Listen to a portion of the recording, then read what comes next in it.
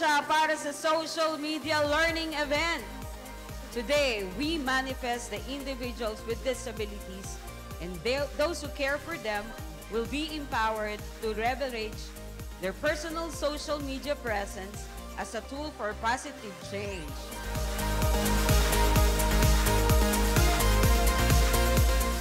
Heavenly Father, we come before you today with hearts full of hope and determination, seeking your guidance and blessings for all advocates of people with autism and other disabilities.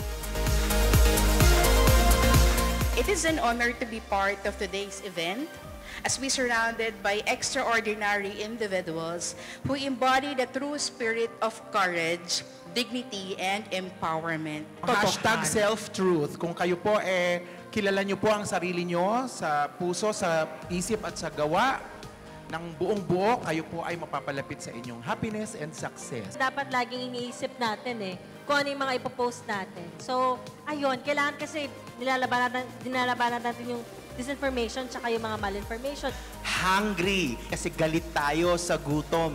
Ayaw natin na nakakita tayo ng kapwa Pilipino nating nagugutom. Kung meron po tayong social justice, lahat ng iba pang mga problema at pangangailangan ng bansa ay ating i-address at maiintindihan natin kung ano ang pinanggagalingan ng mga ito.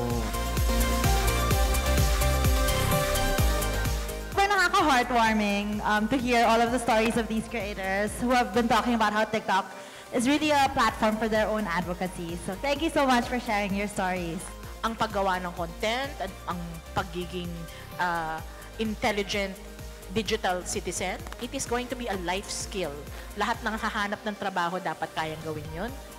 We can now agree by saying that this event is really important. And we hope to do this event over and over again para hindi lang tayo yung naghihintay sa bahay nanonood ng mga content, pero tayo din mismo alam natin kung ano yung dapat gawin sa mga nakikita nating content. When we as a community have issues, imbis na susugod tayo sa social media para magreklamo, huwag natin kalimutan na may option na makipag-usap tao sa tao. Dahil in the long run, yun po ang mas sustainable at mas impactful. Yun po yung paraan para mag-change tayo ng opinion.